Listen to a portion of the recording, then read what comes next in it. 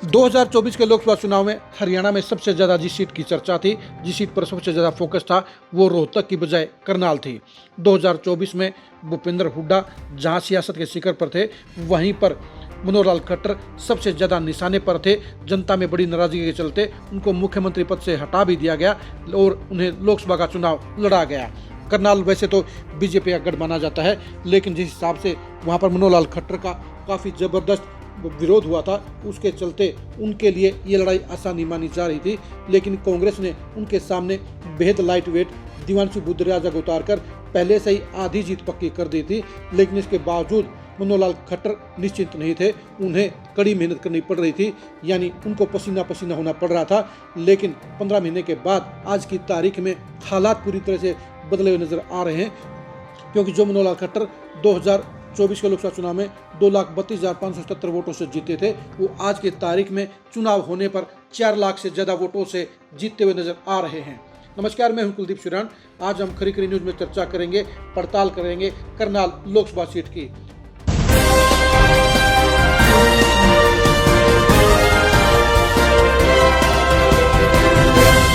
हमने आपको बताया था कि खरी खरी न्यूज ने लोकसभा चुनाव के 15 महीने के बाद पूरे प्रदेश का सर्वे किया था और इस सर्वे में हमने सभी लोकसभा सीटों के वर्तमान हालात का जायजा लिया था।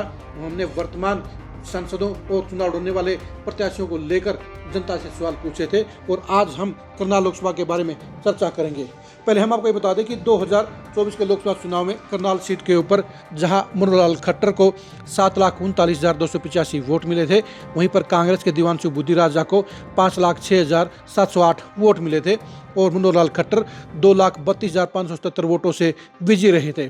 यहाँ पर बीएसपी को 32,508 वोट मिले थे और उसकी परफॉर्मेंस पिछले सालों के मुकाबले कम रही थी। हम आपको ये बता दें कि करनाल एक ऐसा लोकसभा क्षेत्र है जहां पर बीएसपी के वोट हमेशा 60-70 हज़ार से वोटर से ज़्यादा ही रहे हैं, लेकिन इस बार उनका ग्राफ आमने सामने कांग्रेस और बीजेपी की टक्कर होने के चलते आधा हो गया और उसके प्रत्याशी को 32,508 वोट मिले। लेकिन 15 महीने के बाद पूरा नज़ारा बदलता हुआ नजर आया है और इसकी वजह है तारा और सितारा। आप जानते होंगे कि तारा दिव्यांशु बुद्धराजा और सितारा सचिन कुंडू आज की तारीख में करनाल पार्लियामेंट में कांग्रेस के सबसे हैवीवेट नेता भूपेंद्र हुड्डा और दीपेंद्र हुड्डा ने बना दिए हैं। जहां करनाल की पॉलिटिक्स को दिव्यांशु बुद्धराजा लीड कर रहे हैं, वहीं पानीपत जिले के अंदर अप्रत्यक्ष उधर सचिन कुंडू को सौंप दी गई है और इस तरह के चक्कर में ही कांग्रेस की लुटिया करनाल पार्लियामेंट में डूबती हुई नजर आ रही है। और यही वजह है कि जहां 2024 के चुनाव में दिव्यांशु बुद्धराजा को 5,06,708 वोट मिले थे, वहीं आज की तारीख में उनके वोटों की संख्या वो 3.5 लाख से 4 लाख होती हुई नजर आ रही है और इसके मुकाबले में बीजेपी के वोटों की संख्या 7,39,285 से बढ़कर 8.5 लाख होती हुई नजर आ रही है। यानी हार जीत का मार्जिन 4 लाख से ज़्यादा ऊपर होता हुआ नजर आ रहा है। यानी 2019 में जो धमाकेदार जीत बीजेपी को करनाल में मिली थी, आज 15 महीने के बाद वो उसी पायदान पर लौटती हुई नजर आ रही है। इस बदलाव के मुख्य तौर पर 2 कारण हैं। पहला कारण यह है कि 2024 के लोकसभा चुनाव में डीएससी वोट बैंक ने आरक्षण खतरे की चर्चा के चपेट में आकर एक मुश्त होकर कांग्रेस प्रत्याशी दिव्यांशु बुद्धराजा को वोट दिए थे। लेकिन चंद महीनों के बाद बीजेपी ने डीएससी कैटेगरी को अलग कर एससी वोटरों को विभाजित करने में सफलता हासिल कर ली और यही वजह है कि बीजेपी को 1 लाख से ज़्यादा डीएससी वोटरों का फायदा हो रहा है और यही वजह है कि उसके वोट 1 लाख से ज़्यादा बढ़ते हुए 8 लाख से क्रॉस जा रहे हैं।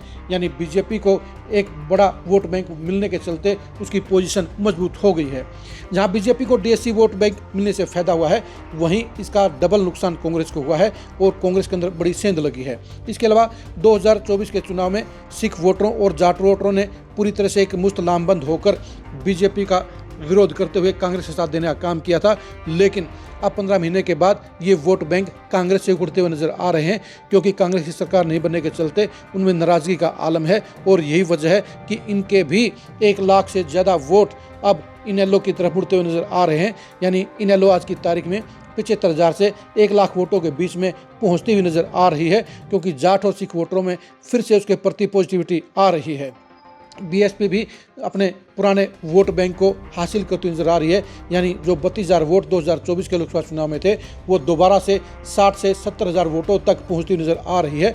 यही वजह है कि ये तीनों के तीनों जो वोट बैंक जहां कांग्रेस को बड़ा नुकसान कर रहे हैं, वहीं बीजेपी को बैठे बैठाए फायदा कर रहे हैं। इन एलओ को वापसी के लिए माहौल बना रहे हैं और बीएसपी को वापस उसका वोट बैंक दिलवा रहे हैं। यानी पूरा घाटा अगर किसी को हो रहा है तो सिर्फ कांग्रेस को हो रहा है, और कांग्रेस को भी इसलिए हो रहा है क्योंकि भूपेंद्र हुड्डा फैमिली ने तारा और सितारा को यहाँ पूरी ताकत सौंपने का काम किया है, पूरी चौधर सौंपने का काम किया है, जिसके चलते कांग्रेस के बाकी पुराने नेताओं में नाराजगी का आलम है, निराशा का आलम है।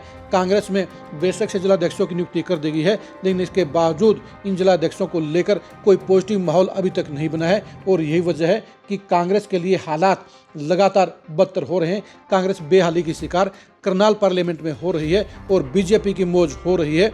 मनोहर लाल खट्टर ने भी हालात को समझते हुए केंद्रीय मंत्री बनने के बाद करनाल पार्लियामेंट के अंदर अपनी गतिविधियां बढ़ा दी हैं। पहले जहां वो लोगों से मिलने में कोताही बरतते थे, दूरी बनाकर रखते थे, अब वो हर हफ्ते करनाल पार्लियामेंट में नजर आते हैं। यानी वो भी जनसंपर्क को बढ़ा रहे हैं और अपनी नेगेटिविटी को पॉजिटिविटी में बदलने का काम कर रहे हैं। यही वजह है कि कांग्रेस के अंदर जहां तारा सितारा की मार पड़ती हुई नजर आई है, वहीं पर बीजेपी लगातार अपने आप को इम्प्रूव कर रही है। और यही वजह है कि 15 महीनों के बाद करनाल पार्लियामेंट का माहौल बदल गया है। जो बीजेपी 2,32,577 वोटों से जीती थी, वो 4 से 4.5 लाख वोटों की संख्या में आज की तारीख में जीतती नजर आती है। और जो कांग्रेस 5,07,000 वोटों पर खड़ी थी, वो 3.5 से 4 लाख वोटों के बीच में लुढ़कती हुई नजर आती है। आप करनाल पार्लियामेंट के हालात के बारे में क्या सोचते हैं, कमेंट करके जरूर बताइए। करनाल में कांग्रेस की बदहाली के लिए सबसे जिम्मेदार कौन कौन से नेता हैं, कमेंट करके जरूर बताइए। करनाल से जुड़ी खबरों को जानने के लिए आप लगातार खरी खरी न्यूज़ के साथ बने रहिए। आप हमारे फेसबुक पेज को फॉलो कीजिए, आप हमारे यूट्यूब चैनल को सब्सक्राइब कीजिए। नमस्कार।